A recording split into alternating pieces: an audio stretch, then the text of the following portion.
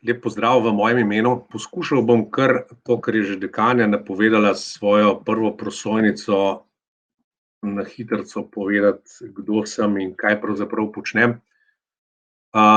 V svoji karieri sem bil že marsikaj, med drugim tudi pedagoški delavec, in imam relativno veliko izkušenj, kakšnih 25 let, s predavanji, približno toliko tudi s svetovanjem manjšim, pa tudi ne več tako majhnim podjetjem.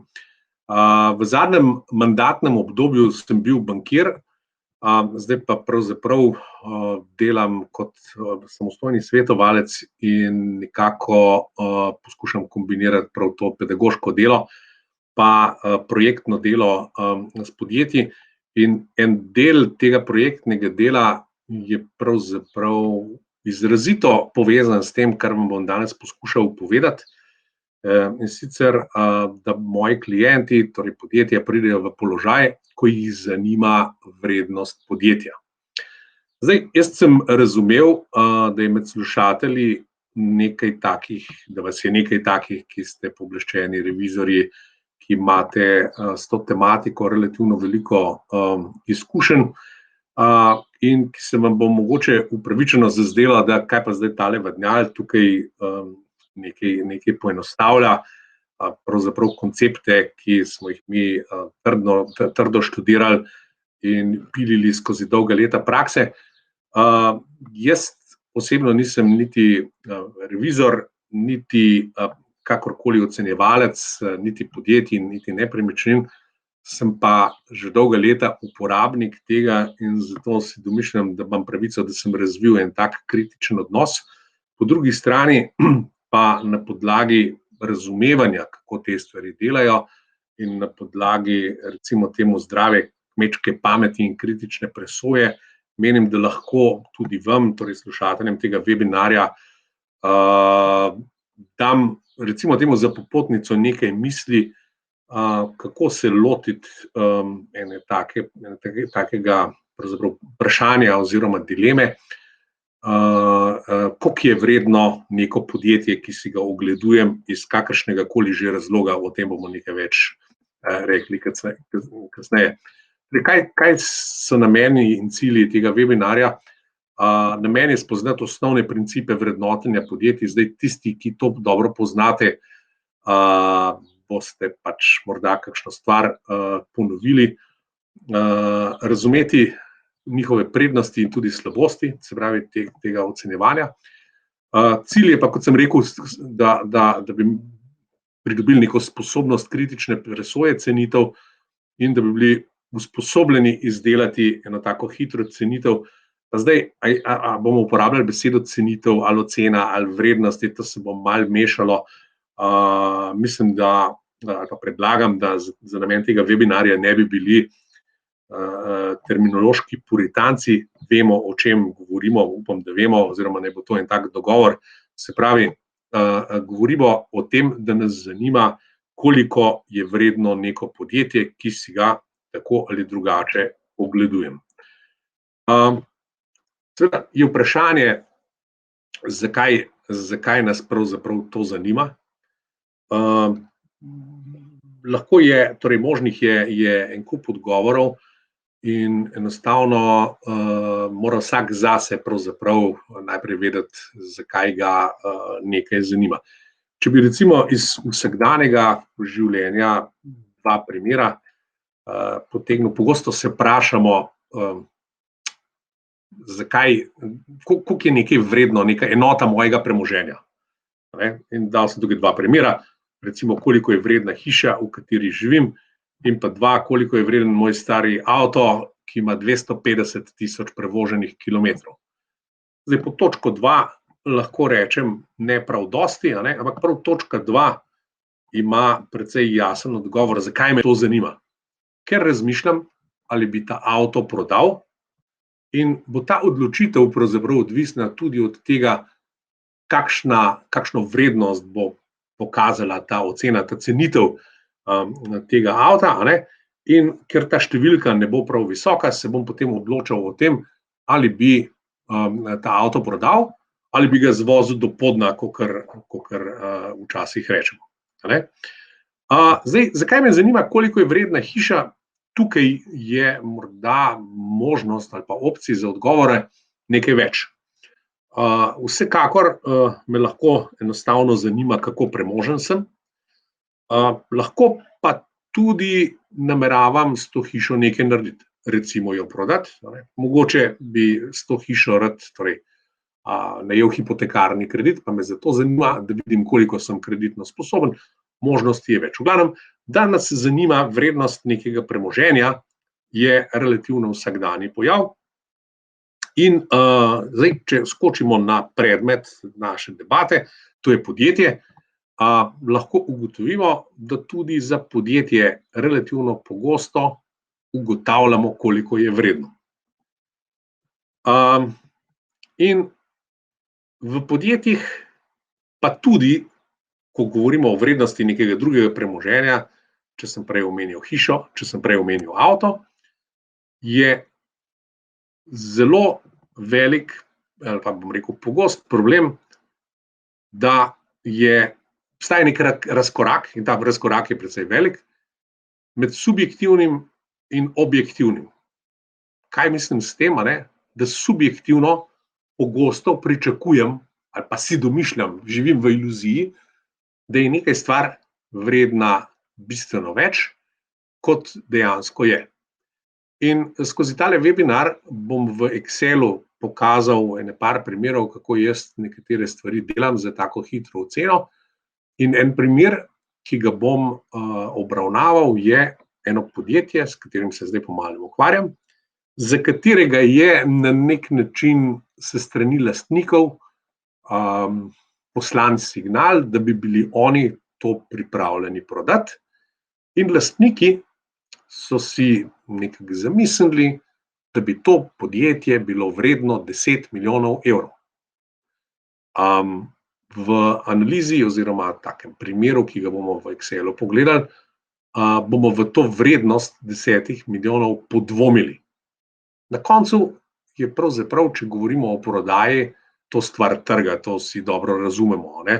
In vrednost bo taka, kot jo bo nekdo pripravljen plačati. O čem jaz govorim? O tem, da sem prepričan, da so lastniki s tem pričakovanjem 10 milijonov, pa seveda rečejo, no pa bomo se pa zglihali za 9, ampak da je tudi 9 zelo verjetno absolutno napihnjeno pričakovanje in da ko jih bo nekdo, verjetno bom to jaz lepega dne, soočil z grenko resnico, da je pravzaprav njihovo pričakovanje pretirano in jim povedal, koliko je po mojem mnenju z grobo oceno, ki jo bom sam izdelal, to podjetje vredno, bo tukaj veliko razočaranje.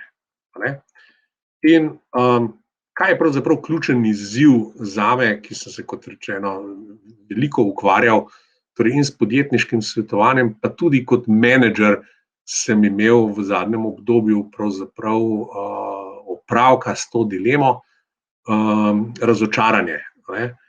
Misel Johna Maxwella, ne vem, če poznate tega gospoda, on je bil po mojem prvih teh gurujev, na katerega se je naslonila ta, kako bi rekel, panoga direktne prodaje. On je te vse razne zalonce, pa Tupperware, pa vse te skupine direktnih prodajalcev v ZDA začel izobraževati in je eden najbolj znanih ali pa pionirjev tega motivational speakinga, kakor se reče. No, in on je povedal to za moje pojme ključno misel, je rekel, razočaranje je ta, rekel, razlika med pričakovanji in realnostjo. In če se vrnem nazaj na tole moje podjetje, pričakovanja in realnost sta po mojem mnenju tam precej narazen. Zdaj seveda je vprašanje, kako veliko bo razočaranje in kako bodo na to razočaranje lastniki, ki razmišljajo o prodaji, zdaj, a je ta odločitev dokončna ali ni, bom o tem kaj več še povedal, gre vendarle za eno ozadje. Se pravi, od tega razočaranja je morda odvisna tudi odločitev. Morda je rekel, a ja, tako malo je to vredno, ja pa nič, pa ga bomo pa to podjetje raje imeli sami. Kaj je ozadje razmisleka o tej temi? Kot rečeno, sem velikokrat tudi sam na nek način doživel, pa tudi razumel, ker sem bil v tej vlogi razočaranja pri drugih.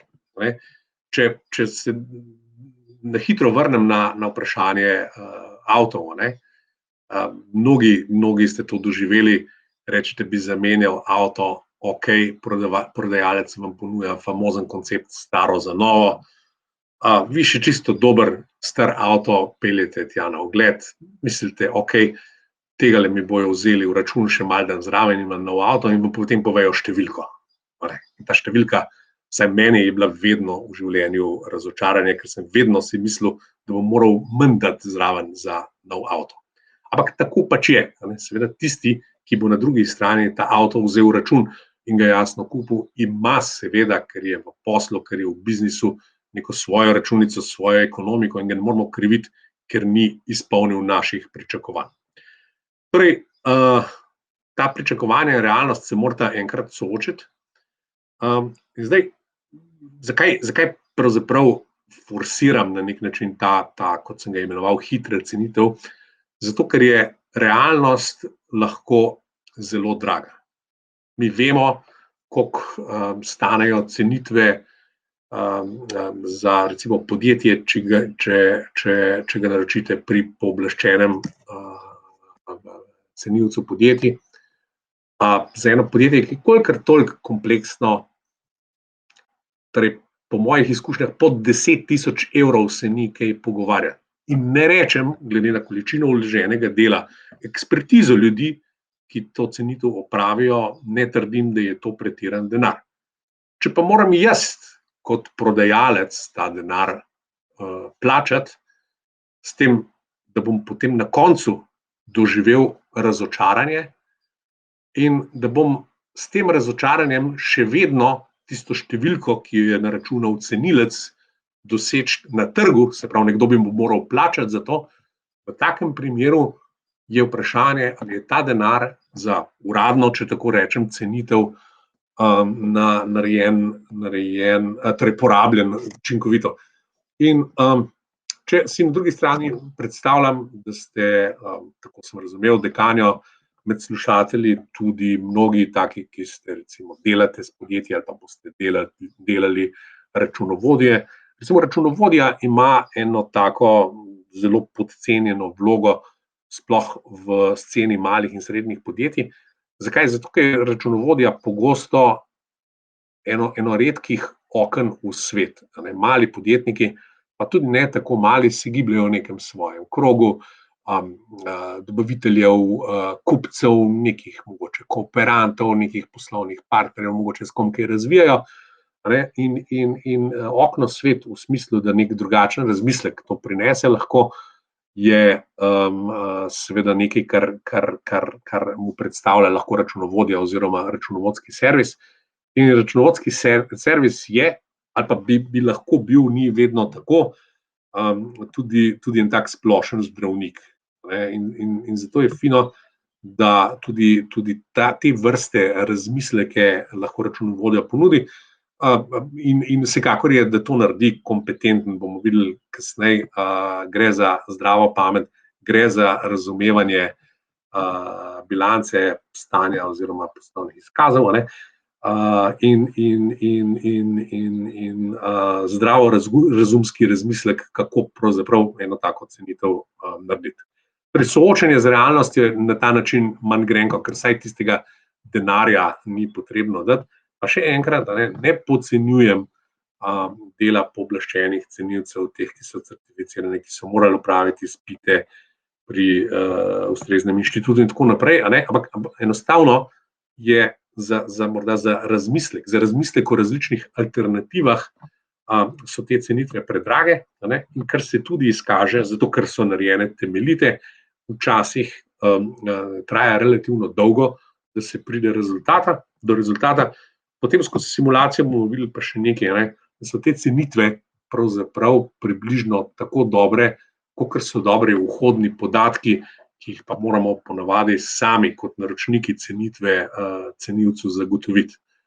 In trdim, da kolikor ne rabimo cenitve kot uradnega dokumenta, zaradi kakršnekoli že, bomo potem našteli nekaj razlogov, v tem primeru se vsaj za en občutek, da zelo enostavno narediti hitro cenitev, pravzaprav brez dodatnih stroškov. Kaj moramo razmisliti pred cenitvijo? Pred cenitvijo velja razmisliti, kaj je predmet ocenjevanja, kaj je namen ocenjevanja in kaj je podlaga ocenjevanja. Zdaj, kaj je predmet, smo rekli podjetje, namen bomo pogledali v naslednjih nekaj prosojnicah, kakšni so lahko različni nameni ocenjevanja.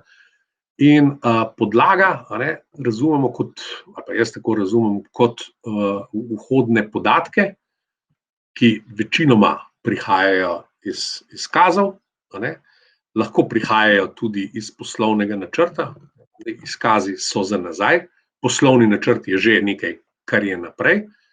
In seveda tretji vir te podlage so pa neke predpostavke, bomo kasneje videli o diskontni stopnji, recimo, kar je ena taka, bi rekel, obratna stvar od obrestne mere, ampak o tem še kasneje. V glavnem, tukaj je en kup tveganj, ko govorimo o podlagi ocenjevanja, zaradi katerih imajo verjetni rezultati, ki jih dobimo, ali delamo hitro cenitev, ali jih pa delajo pooblaščeni cenilci, se pravi, ti rezultati imajo relativno velik raztros, deviacijo, če hočete statistično, in na koncu je pravzaprav naša odločitev, katero vrednost bomo na nek način upoštevali, zato da bomo pravzaprav nadaljevali tisto, kar je bil namen ocenjevanja. Zdaj, namen ocenjevanja pa si bomo pogledali v naslednjih par slajdih. Torej, razlogi ali pa namen so lahko transakcijski ali pa netransakcijski. Tukaj malo teorije, ampak malo teorije je po mojem mnenju vedno koristne. S tem, da transakcijo razumem, ni to uradna definicija, ampak jaz razumem v tem kontekstu, kot da govorim o neki spremembi v lastniški strukturi. Se pravi, po transakciji bo lastniška struktura večinoma drugačna.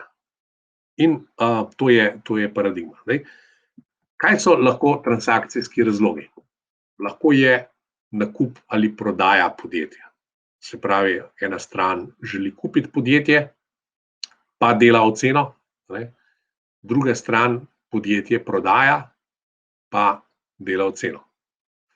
Potem lahko se pogovarjamo o združitvi in pripojitvi dveh podjetij.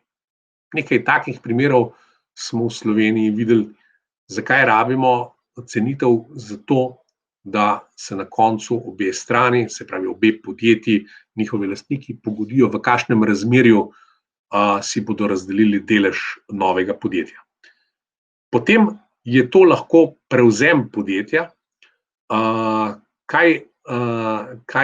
Kako razlikujem razliko med prevzemom oziroma nakupom? Nakup razumem kot nekaj, da se z enim lastnikom ali pa skupino lastnikov kupec dogovori. Prevzem razumem kot, da počasi od posameznih lastnikov kupujem deleže v podjetju. Nekateri to, za moje pojme sicer nesmiselno razumejo tudi sovražni prevzem, in je sovražni prevzem vse, kar pravzaprav ni dogovorjeno z lastniki, lahko tudi, ampak ni tukaj namen, samo da pojasnim, kako jaz razumem to razliko. Potem je tukaj možnost transakcije kapitalski vstop v podjetje preko nakupa deleža, to je nakup delež je referiran na prejšnji bulletin prvi, ali dokapitalizacije, to je nekaj, kar bo v Sloveniji po moji oceni vse bolj pomembno, ker v položaju relativno visoke zadolženosti podjetij, še vedno precejšnjega omejitva v kreditiranju in pa neki želji po rasti je lastniškega financiranja po mojem mnenju premalo in tukaj je še nekaj prostora.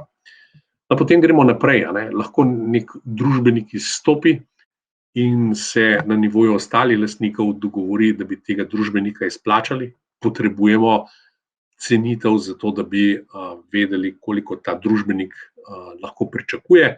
Na koncu gre pa še vedno za prodajo in se je treba pogovoriti. Potem imam drug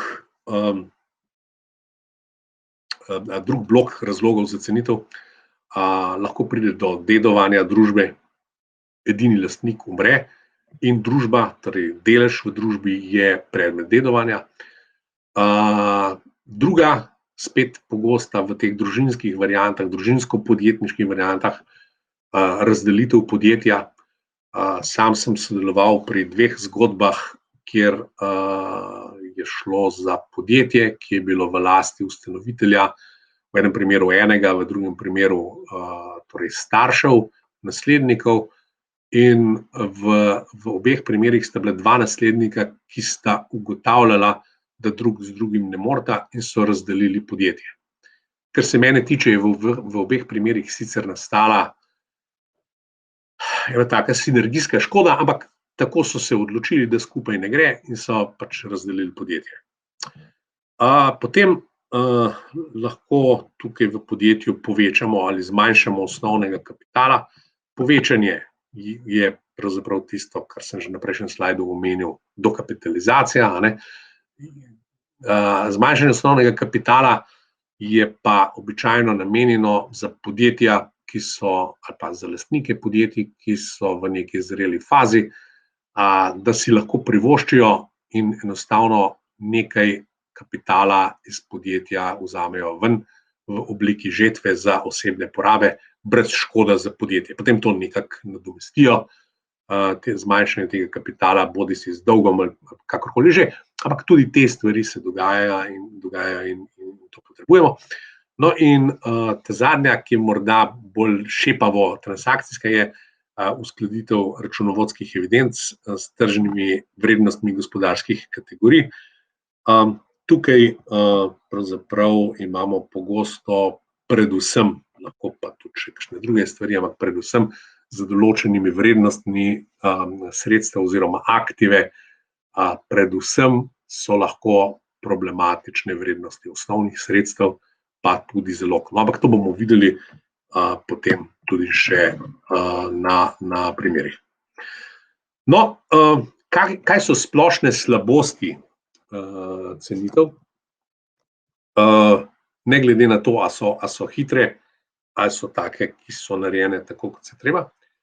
Torej, v veliki meri temeljijo na računovodskih, torej zgodovinskih podatkih, in se ti podatki potem včasih, odvisno od metode, projicirajo v prihodnost.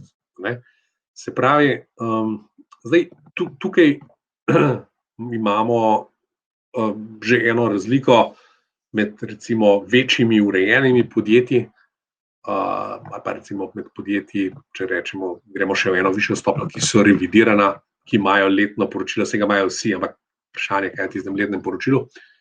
In pa med malimi podjetji, ki recimo imajo pogosto drugačen interes v podjetju, kot ga imajo, motiv malih podjetnikov v podjetju je na nek način drugačen in problematično je recimo za taka mala podjetja v projekcijah za prihodnost upoštevati kategorijo dobička. Zakaj, kaj hočem povedati? Zato, ker tega dobička enostavno ni, ker ga vsi skušajo zmanjševati. Zakaj? Zato, da ne bi plačevali davkov. To je pravzaprav, se pravi, optimizacija davkov ali pa minimizacija davkov je pravzaprav legitimno ravnanje, sploh če gre za eno lastniško družbo, če gre za družinsko podjetje, ni po mojem mnenju s tem nič narobe. Potem imamo pa v te računovodske, torej v te cenitve vključenih tudi veliko predpostavk, ki so pač vedno opredeljene čez palec. Če delamo cenitev podjetja po metodi diskontiranih denarnih tokov, ki je pravzaprav najbolj pogosta metoda, a te denarne tokove opredelimo bodisi iz poslovnega načrta ali pa tako, da neke stare denarne tokove, to terminologijo denarni tok pa dobiček bom še potem pojasnil na nekem nivoju zadevo poenostavljeno poenotim, ampak kar govorim, torej kako pridem do projekcij dobička oziroma denarnih tokov, ta trenutek ni pomembno, iz poslovnega načrta, ki ga je pripravilo poslovodstvo. Zdaj, kako lahko delamo recimo poslovni načrt v nekem trenutku, ko je povečana negotovost, tako kot je zdaj. Priznajmo vsi negotovost zaradi epidemije na mnogih poslovnih področjih. Kdo si upa delati poslovni načrt za 5 let naprej? Mislim, ja, naredimo ga že lahko, ampak kako dobre so te projekcije, je veliko vprašanje. Zakaj je to problematično? Zato, ker bomo videli z eno tako hitro simulacijo, da so rezultati, ki jih dobimo kot oceno vrednosti podjetij, strašansko občutljivi na te predpostavke. In lahko prihaja do nekajkratnikov pravzaprav vrednosti. Spet na koncu, če gre za transakcijo, se je treba dogovoriti in upoštevati neko vrednost. No, potem četrta slabost, kakor jaz zaznavam, je, da so v teh cenitvah, teh po ustaljenih protokolih, skoraj popolnoma zanemarjene tako imenovane mehke dimenzije, recimo ljudje, znanje, blagovna znamka, ugled podjetja oziroma blagovne znamke. Te stvari, ki običajno, lahko v enem delu so, ampak običajno niso računovodsko kategorizirane, so pa pomembne in danes v poslovnem svetu, v poslovnem poučevanju, v svetovanju se bolj poudarjamo te mehke dimenzije, so popolnoma zanemarjene. No, in zanemarjena je tudi ta, jaz sem jo imenoval podjetniška dimenzija, oziroma drugače, kaj bom s podjetjem, ki ga nameravam kupiti, recimo, da sem jaz potencialni prevzemnik drugega podjetja, kaj bom kasneje naredil. Jaz sem se 2 leti nazaj ukvarjal z enim primerom, ki na koncu ne da ni uspel, oziroma sem jaz prispeval k temu, da te, ki so se projekta lotili, da so od njega odstopili, in sicer podjetje A prevzema podjetje B, torej ima za tarčo podjetje B. Obe podjetji sta v isti panogi. Jaz sem skušal preveč podatkom izogibati, ker v Sloveniji tako, da hitro potem najdemo neko, kako bi rekel, neko povezavo s tem podjetjem, poznamo zgodbo in tako naprej. So pa zgodbe take, da vedno vključuje neko mehko ali pa recimo temu človeško dimenzijo. No, zato ne bom povedal, v kateri panogi, ampak podjetje B, torej podjetje, ki je tarča, je bilo prezadolženo. In preko nekega finančnega inženiringa se je vzpostavila možnost, da se z odkupom terjatev do tega podjetja in kasnejšo konverzijo teh terjatev v lastniški delež, pravzaprav, tako je bila percepcija, relativno poceni pride do podjetja B, torej do tarče. Zdaj, tarča B, je potrebno povedati, ima relativno močno uveljavljeno blagovno znamko, bom še to povedal, da si bolj predstavljamo, oboje sta v prehrambeni industriji.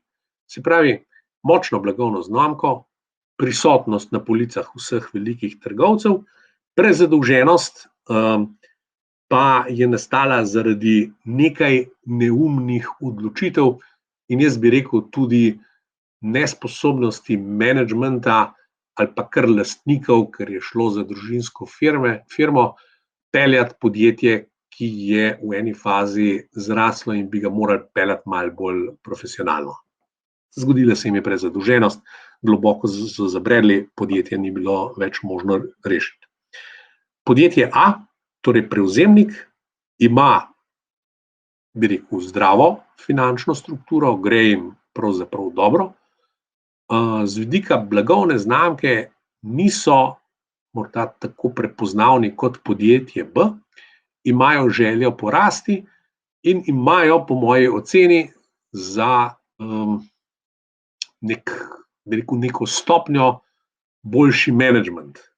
Zdaj, morda sem to oceno dal zato, ker je bil mlajši v podjetju A moj študent, da se malo pohecam, in seveda je imel boljše menedžerske sposobnosti kot v podjetju B, ker niso bili moji študenti, ampak kakorkoli že.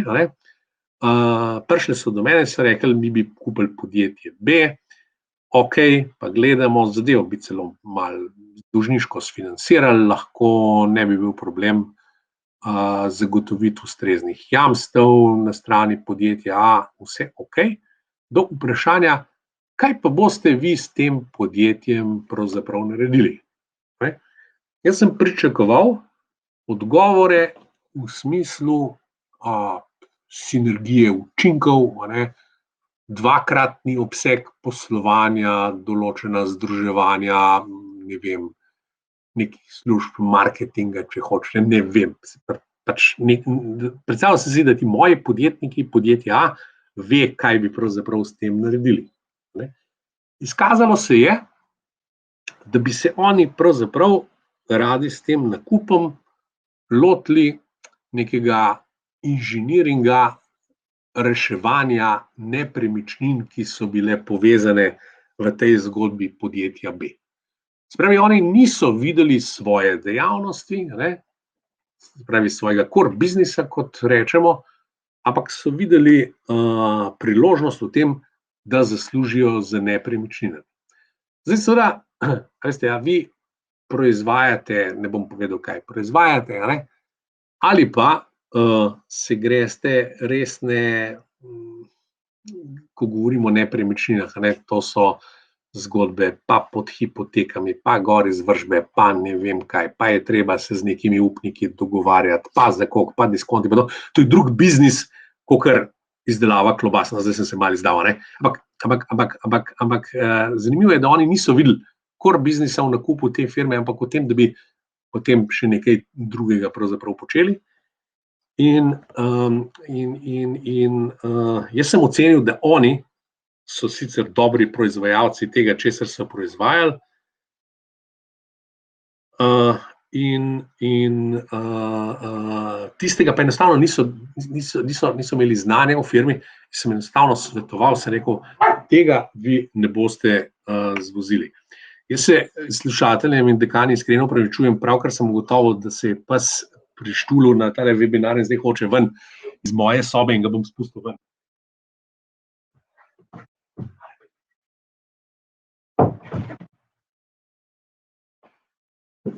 Evo, opravljeno, se opravičujem za tole.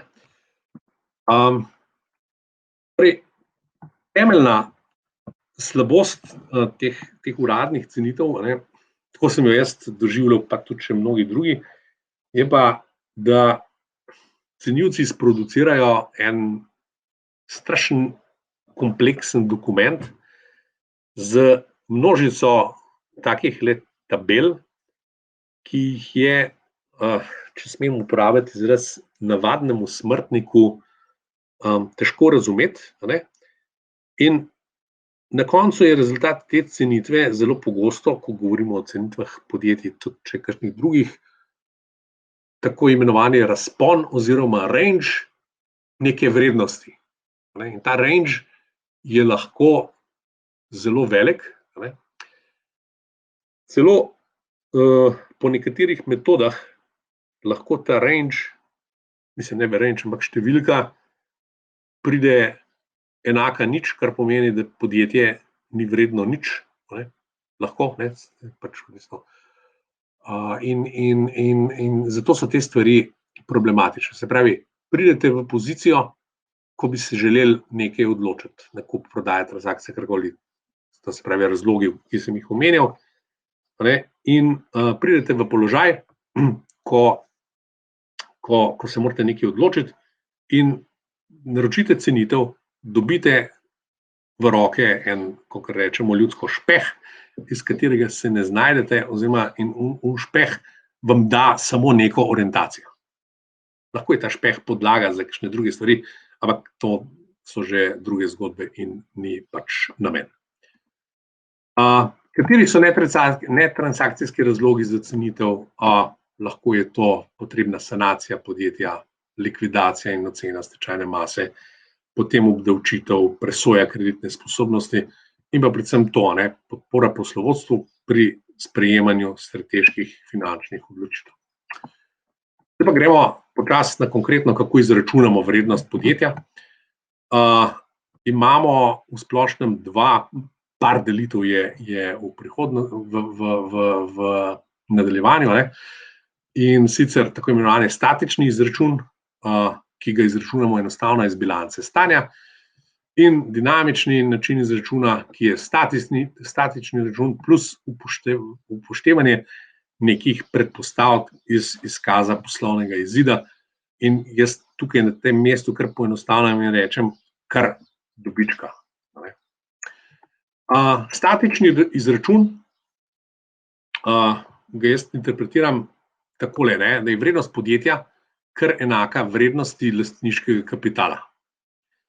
In ta vrednost lastniškega kapitala so sredstva, ki so zmanjšana za obveznosti. Zdaj, vse to bi lahko prebrali kar iz bilance stanja, ampak hudič je, da velja v vrednosti, ki so v bilanci stanja, podvomiti.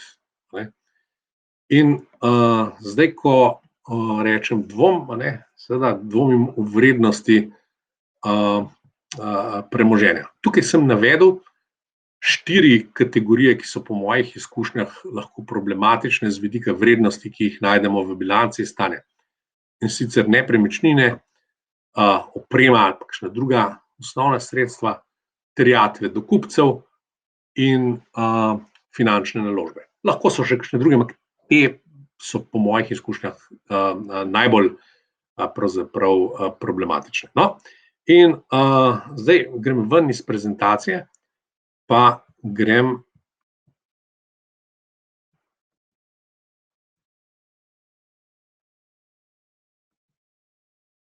na Excel. Torej, v tej tabeli imam torej podatki so iz tistega podjetja, ki sem ga omenjal na začetku. Podjetje, tega pa res ne bom razlagal, je v neki dejavnosti, dela nekaj, ne slabo, dobra 2 milijona prometa, ali tako za si predstavljate, in ima relativno veliko bilančno vsoto, če tako rečemo. Se pravi, celotna sredstva so po bilanci stanja vredna 11 milijonov, prav tako tudi viri sredstev. In zdaj seveda lastniki so si, kot sem rekel, zamislili, da bi pa enih 10 milijonov to podjetje bilo vredno. Zdaj po kakšni logiki, pa gremo kar tlele pogledati, vidimo, lastniški kapital je 9 milijonov, potem pa podjetje, bomo pogledali tlele, je v tem letu, ko ga obravnavamo, naredilo 158 tisoč evrov dobička. Zdaj, ta dobiček je seveda vprašljiv, pa bomo pol mogoče pogledali, kako je do tega dobička prišlo, ampak to ni nek dobiček, če bi ga zračunal z vidika donosa na kapital. Se pravi, 158 od 8 milijonov 900 mislim, da pridemo na 1,7%. To ni donos, s katerim bi se pravzaprav človek bi bil prav ponosen na njega. Zdaj pa kako se jaz lotim takele hitre ocene, pa bom kar tlele pokazal. Naredim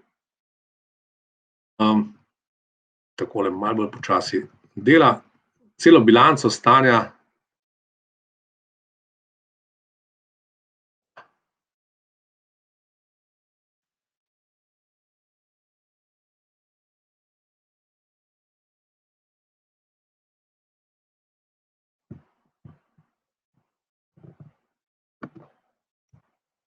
Si bom skopiral v en stolpec. Zdaj, za ključne postavke, kot vidite, imam narejeno formulo, seštevek vseh sredstev, posebej seštevek kratkoročnih sredstev in tako naprej. No, ampak zdaj bom jaz naredil nekaj. Ker bom poskušal aktivo malo kritično presoditi, bom pravzaprav to aktivo, se pravi celotna sredstva v določenih postavkah zmanjšal. Zato tole bi rekel postavko kapitala, ki je pač opredeljena s formulo, zapišem malo drugače. Pa rečem takole, da je to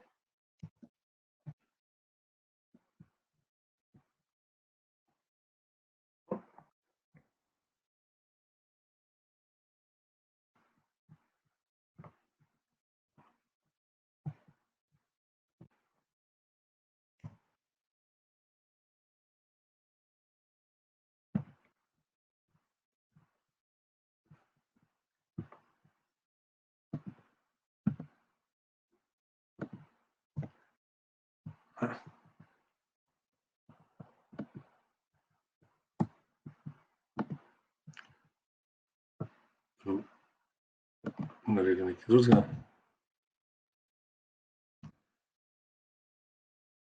Kaj sem naredil, zaštrikal sem se v svojo formulo, ampak kaj sem poskušal narediti? Kapital bom opredelil kot sredstva, od katerih bom odštel dolgoročne obveznosti in kratkoročne obveznosti, in kot vidite, dobim isto številko kot v kontrolnem stolpcu.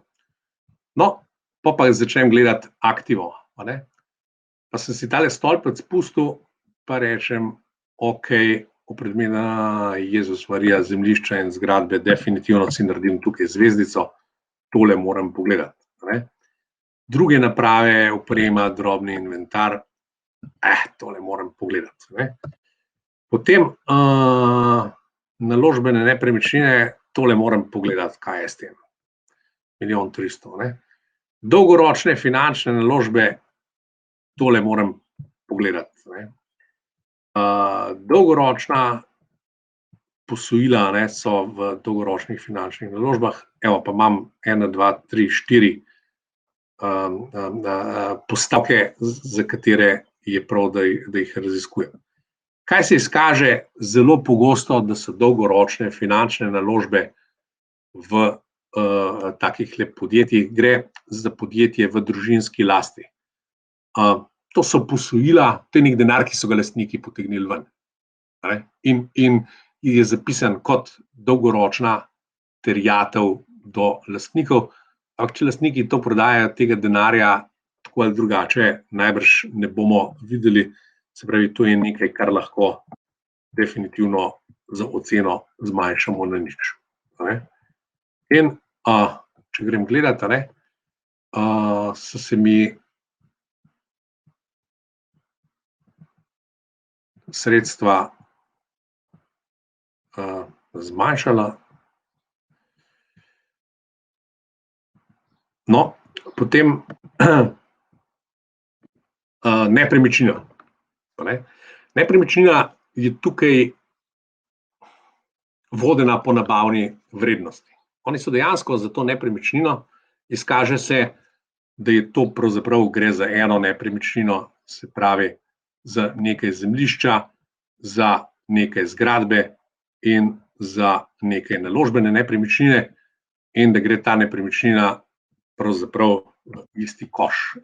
Malo se štejem za občutek, zakaj je en del za naložbeno nepremičnino, to so neki razlogi. V glavnem, vidim 9 milijonov nekega premoženja ali praktično vsa sredstva so v nepremičnini. In zdaj, ko jaz začnem dvomiti v vrednost nepremičnine, se pomeni, da se bo ta številka zmanjšala. Prej sem mimogrede opazil, da imam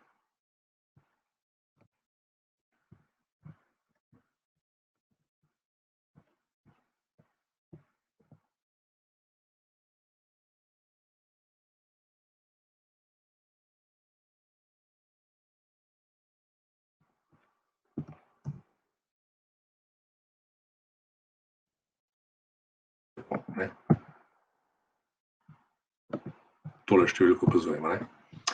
Zdaj, konkretno za to nepremičnino jo zdaj pravzaprav malo še raziskujem. Poznam en podoben primer nepremičnine, zgrajene relativno razkošno v nekem kraju, ki si ne more privoščiti tako razkošne nepremičnine. V tem primeru, ki ga poznam, in so cenitve pooblaščenih cenilcev pokazale, da je tržna vrednost te nepremičnine dejansko 60% nabavne cene. In če jaz zmanjšam tole vrednost 60%, recimo na 5 milijonov,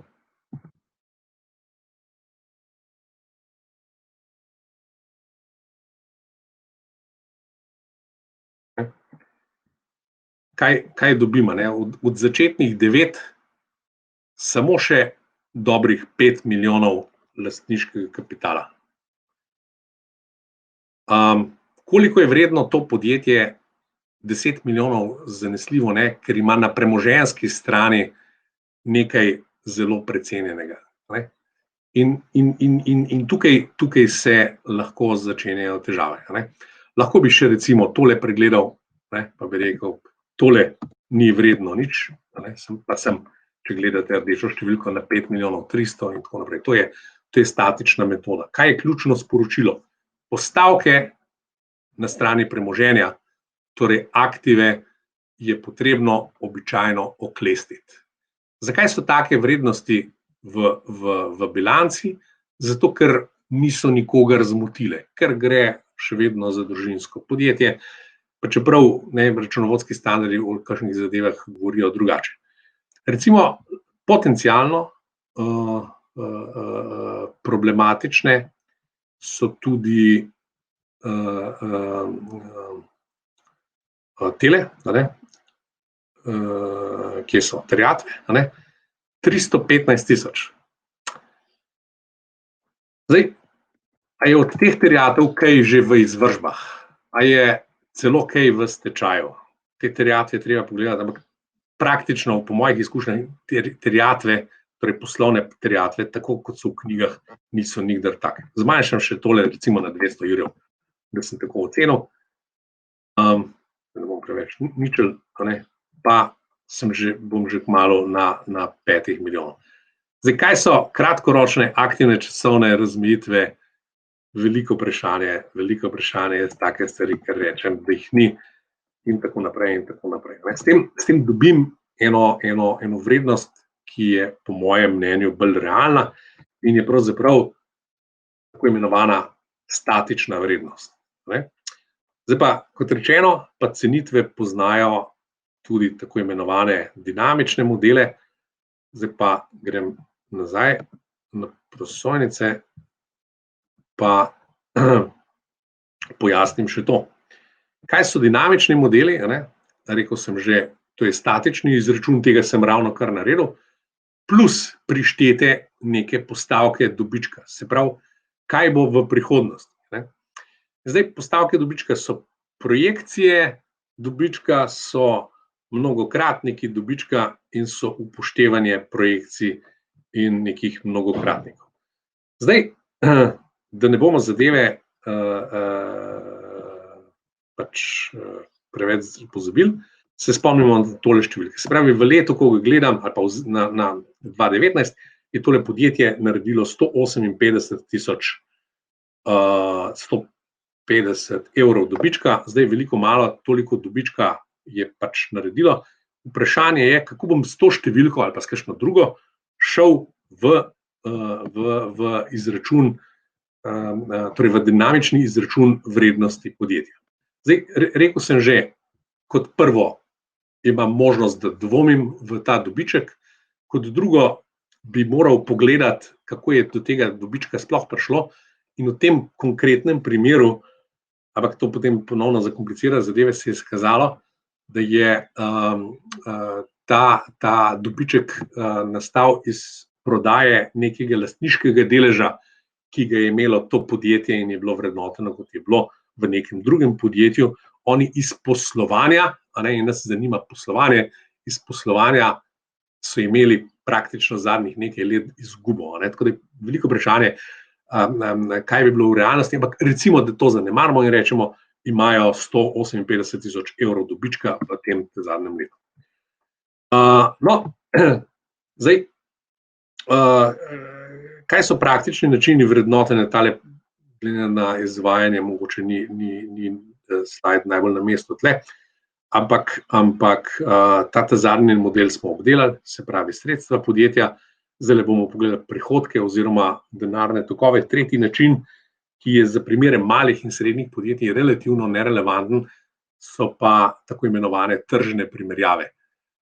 Oziroma, da pogledamo, za koliko so se podobna podjetja prodala na trgu, in ker transakcij prav primerljivih običajno ni, sploh v Sloveniji, in si s to, bi rekel, srednjo metodo bolj malo lahko pomagamo. Torej, zdaj moramo razumeti na tisto statično vrednost, ki je na podlagi sredstev, se pravi na podlagi aktive v bilanci stanja, razumeti še, kako pridemo še do dinamične vrednosti. In tukaj sta dve obliki. Eno je diskontiranje denarnih tokov oziroma izračun neto sedanje vrednosti, drugo je pa kapitalizacija denarnih tokov. Oboje z namenom, da zračunamo še neko vrednost, ki jo prihodnost prinaša temu podjetju. In kot rečeno, veliko vprašanje je predpostavke, s katerimi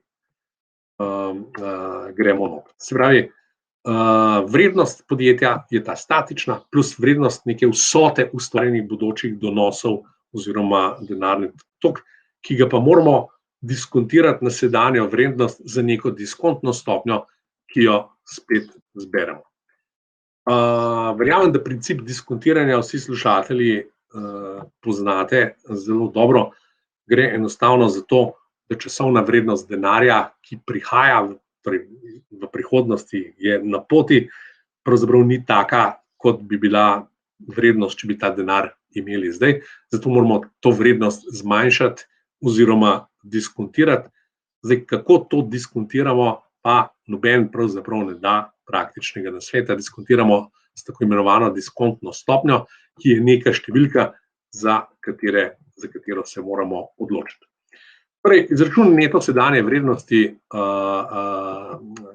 izračun poznate, in zdaj zračuna se ga tako, da se nekam naprej v časovno obdobje sešteje denarne tokove, ki se jih diskontira za neko diskontno stopnjo, in to počnemo toliko in toliko let. Zdaj, za ta naš konkreten primer sem jaz izdelal par simulacij. Verjamem, da to poznate, pa vendarle. Izbral sem za predpostavko denarni tok, kot je v tem letu se pravi, bil dobljen iz izkaza poslovnega izida. Zbral sem si neko diskontno stopnjo. Zdaj, kaj je ta diskontna stopnja, je vprašanje. Jaz sem potem v enem kasnejšem slajdu napisal, jaz za prvi približek uporabljam 7. Pa vam tega ne znam pojasniti, zakaj 7. Lahko vam pojasnim, da je bila 7 magična številka včasih predpisana za evalvacijo projektov, ki so bile financirane iz proračuna. Ne vem, zakaj 7, noben mi tega jasno. Mogoče zato, ker je pravlično število, ne vem, ampak 7. Ne? No, in pol je pa še druga predpostavka, ali ta dobiček, ta zadnji, ki je bil, kakorkoli raste. Ne? Se pravi, če gledate tele številke spodaj, če rečem, da rasti ni, bo ta skozi naslednjih 5 let, ta dobiček, ki ga enačim s prostim denarnim tokom, kar enak skozi vsa ta leta. In zdaj tukaj imam izračunano neto sedanje vrednost denarnih tokov za 5 let. Izračuna se po formuli, ki sem jo pokazal prej, je pa ta formula vsebovana tudi v Excelu. In sicer se zapiše kot NPV, Net Present Value. Argumenti te formule so pa, da torej prvi argument je diskontna stopnja, to je teh 20%, v formuli sem jo delil s 100, zato ker je v procentih, jaz imam pa za eksperimentiranje raje kar cele številke. Potem ta drugi argument je pa razpon, se pravi celic, za katere želim izračunati denarni tok.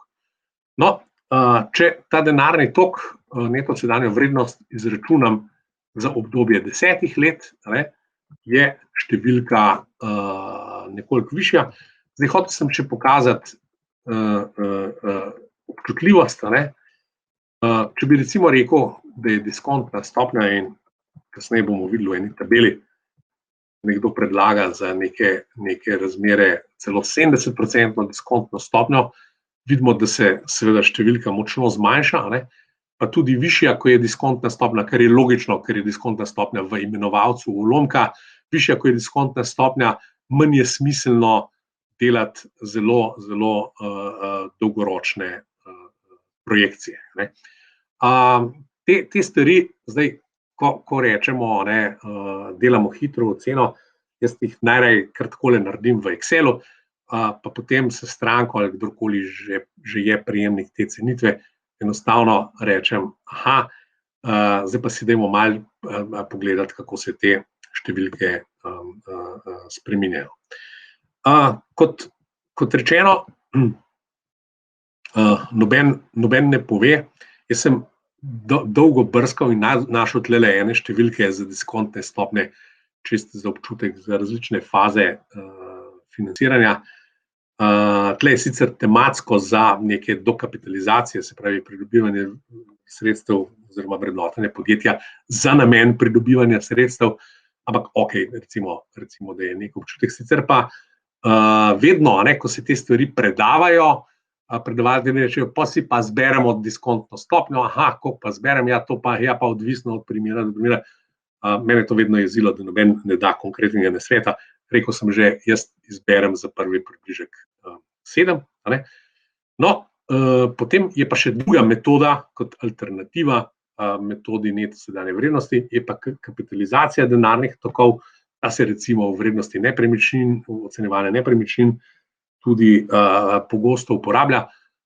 No, kapitalizacija se pa enostavno izračuna na način, da imamo nek denarni tok, ki je na dolgi rok kar enak torej denarnemu toku, ki je deljen z diskontno stopnjo. Če imamo pa še stopnjo rasti, se pravi tale G, potem je pa v ulomku ta razlika, se pravi diskontna stopnja minus stopnja rasti. Zdaj, če spet pogledamo, zračunana je tukaj, se pravi ulomek, tako kot sem ga predstavil.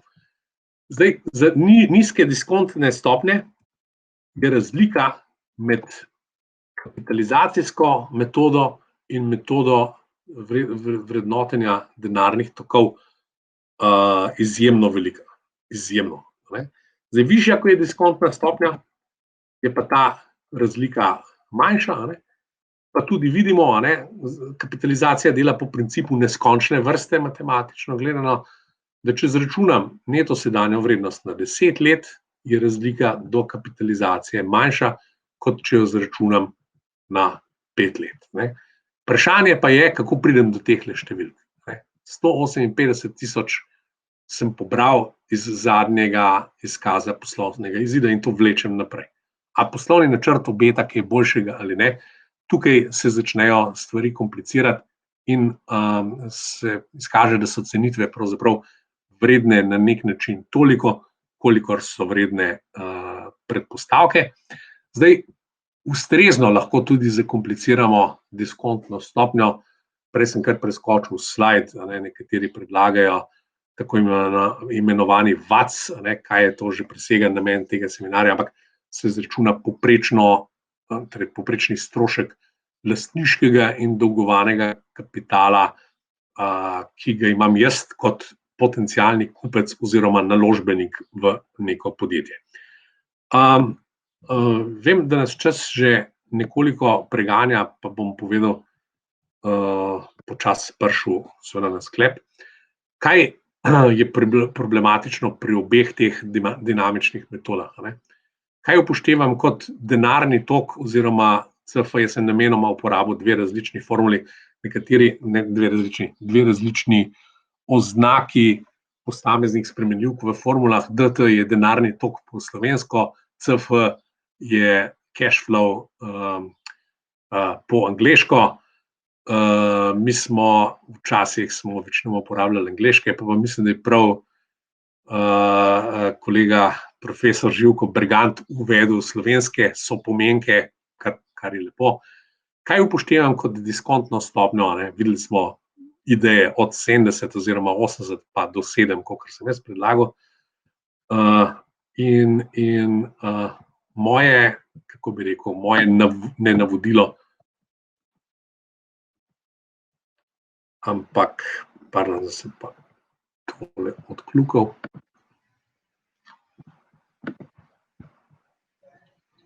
Grem nazaj. Moje navodilo tukaj piše zato,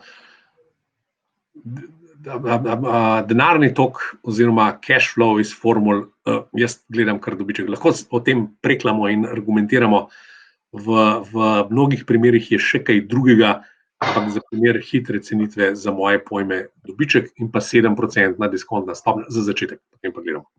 Za tržno primerjavo sem povedal, je redko to lahko metoda, ki se za hitre cenitve poslužujemo. Šlo je za primerjavo podobnih transakcij na trgih, enostavno ni. Pa imamo pa še par stvari, ki morda niti niso ta trenutek tako pomembne, glede na to, da se malo daje čas. Katere so napake pri cenitvah? Napačno izračunana diskontna stopnja.